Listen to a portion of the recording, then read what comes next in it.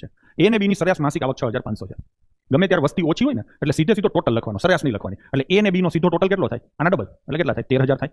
બી અને સી ની સરેરાશ માસિક આવક જોજો, આખો પ્રશ્ન વાંચતો જ નથી. તમારો માઇન્ડસેટ આ પ્રકારે જ હોવો જોઈએ. બી ને સી ની માસિક આવક 7250 સરેરાશ છે, તો એના ડબલ થાય 14500. હું કઈ રીતે કરું જોઈએ તમને કહું. 7 ના ડબલ 14 ને 250 ના ડબલ 500, આવું જ મેં શીખવાડ્યું છે ડેમો લેક્ચરમાં.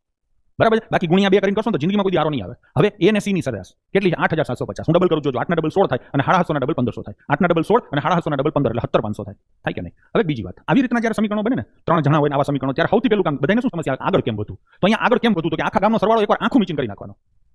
બધા વિશે વાત કરી છે, આનો સરવાળો કરો ને એટલે જો 2 વખત એ છે, 2 વખત બી છે, 2 વખત સી છે, જોવું જોઈ લો. અહીંયા આ બધાનો સરવાળો કરો. હું સરવાળો કરું છું કેવી રીતે જોજો. આ 17000 અને 13000, 17 ને 13 30, 30 ને 14 44 અને આ 1000 45000. આથી હેલું પત્તું હોય કોઈ કહેતું હોય મને કહેજો. બરાબર છે. આથી હેલું તમને કોઈ કહેતું હોય મને કહેજો. હવે આ બધા ડબલ ડબલ છે તો a plus B plus C આના અડધા કરો, આના અડધા કરો. 45000 ના અડધા ન થતા હોય તો 44 ના તો થાય. 44 ના અડધા 22000 થાય. ઉપલા 1000 ના અડધા 500, તો અડધા થઈ ગયા 22500. આમાં ક્યાં ગણિત આવે છે? આવું આપણે ગઈઠાવી કરે. હવે શોધવાનું શું છે તમારે? એ જે શોધવાનું હોય ને એને ગેરહાજર હોય ને એવું સમીકરણ પકડવાનું. આમાંથી આ બાદ કરી નાખો એટલે બી નીકળી જાય, બી નીકળી જાય, સી નીકળી જાય, સી નીકળી જાય, તો બચે કોણ? એ. તો આમાંથી તમારે આને બાદ કરવાના 14500 ને. હું તો એમ કહું છું 500 500 તો ફીટું થઈ ગયા. 22 માંથી 14 જાય તો 8 એટલે 8000. તો એની માસિક આવક કેટલી હશે? 8000. ગરબાવ ગમે છે? સમજાય છે?